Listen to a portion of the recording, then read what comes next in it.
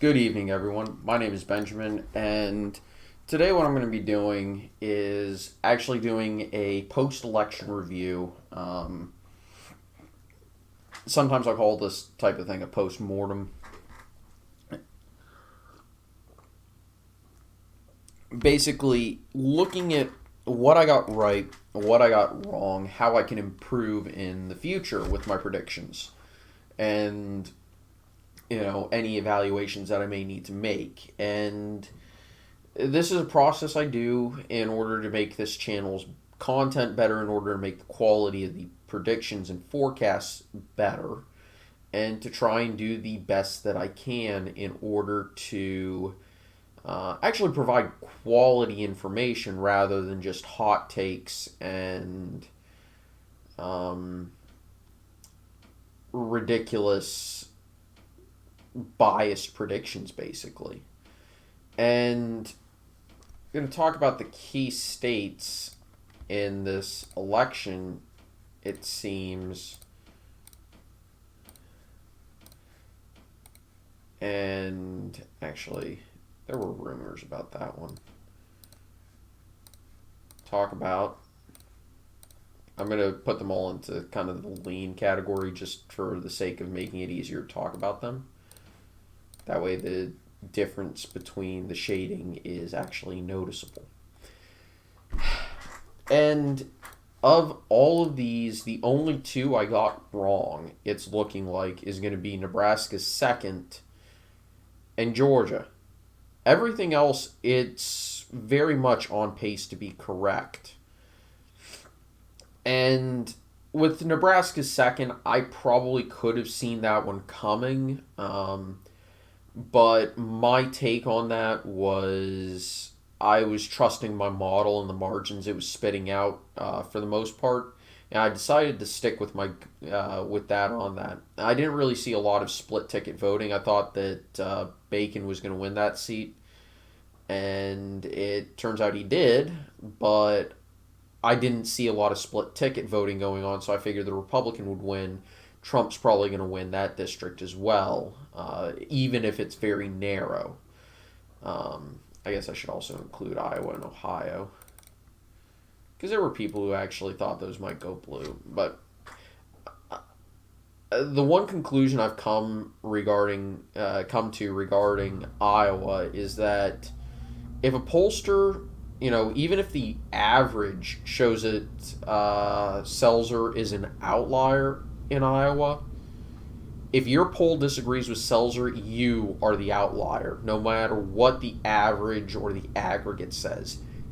The average winds up being the outlier if Selzer disagrees, because her poll, it's turning out it's better than just a gold standard. It's the only standard you need in Iowa, because she also does this sort of thing where she reviews how her polls did and checks whether or not they need to adjust the methodology, because hey, it's a really good idea to do, even if you wind up being correct. Always look to how you can improve. That way you don't miss the moment. That way you don't fight the last war effectively. Texas was actually a little bit of a wider margin than I maybe anticipated, all things considered, especially given the polling environment. But I was reasonably confident that Texas would stay with the Republican Party this year. And I may wind up being fairly correct on how far to the right it was going to vote to the nation when I set up my expected 2020 partisanship. Florida swung a lot more to the right than I think even I was expecting. I thought maybe a 1 or 2 point win. It's closer to a 4 or a 5 point win. North Carolina looked to be as competitive as I expected. Ohio had a very similar margin to maybe what I was expecting.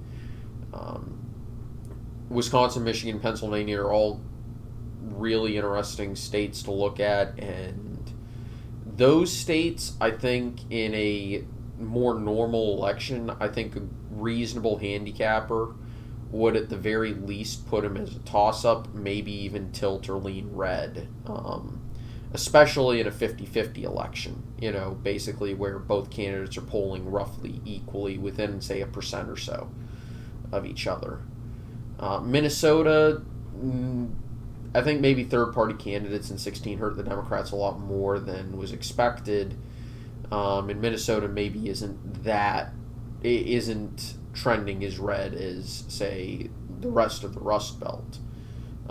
Still waiting on some results from a few other states, but Illinois doesn't seem nearly as blue as I think a lot of people would expect. And I'll talk about that when I set my partisan ratings for 2024, which are going to be based off of the long-term trend averaged out with the short-term trend of the states. I think I actually set everything up very correctly, which is a bit of a shock. Arizona, I saw that Trump was definitely a lot weaker there than he was in 2016. I think part of that is Arizona absolutely has been shifting towards the Democrats, but along with the rest of the Sun Belt, but also that Trump really isn't a good Republican candidate for Arizona. But now we can actually move on to the Senate races, and it looks like I am going to wind up being correct in the Senate races too. Almost perfect. I'm going to say this right out. I think both Georgia seats are going to go to the Republicans in the January 5th runoffs.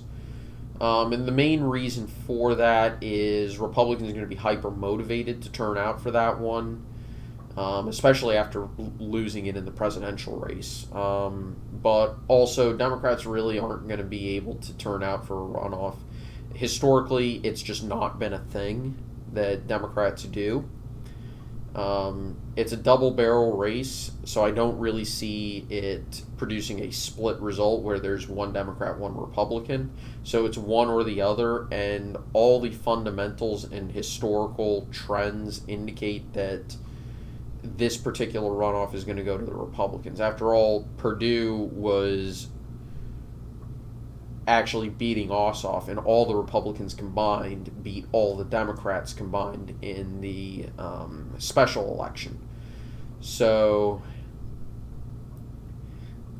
in the Senate, it seems that Georgia still was voting more Republican. It happens that neither race had someone cross 50%.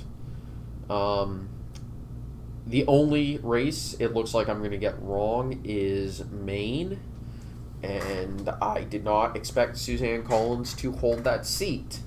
To be fair, not a lot of people did, but I can still maybe get some better information, and this is why I try to get information from people who are actually on the ground in a lot of places, because believe it or not, that information on the ground does actually matter. Because the enthusiasm does actually sometimes show in the election results.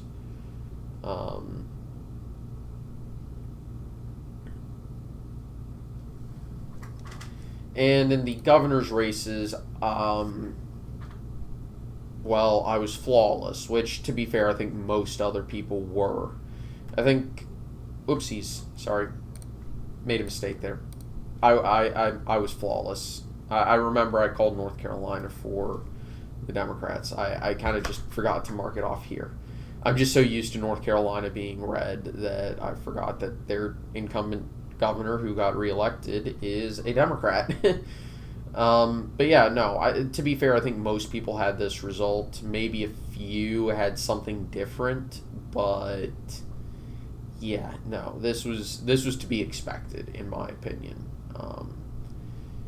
But out of, I think it was 98 possible, races that I actually did personally call, excluding the one or two House races I commented on and kind of weighed in on. Out of 98 possible elections,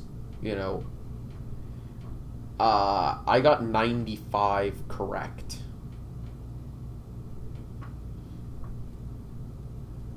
And yeah, I would say that is extremely good.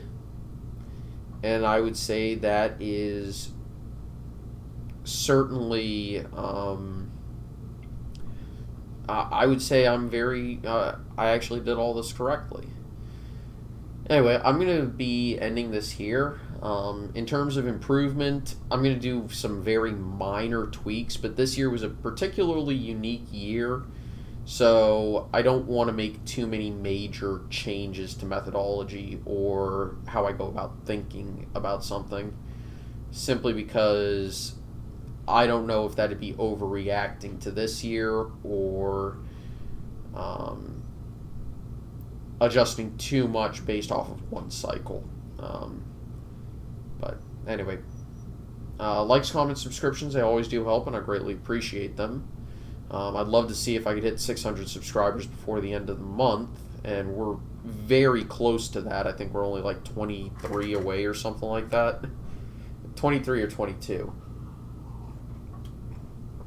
If I had that number, that would represent a doubling of my subscriber count since the start of the year. Anyway, I want to thank everyone for watching. I hope you enjoyed. See you next time. Take it easy. Have a nice evening. Bye-bye.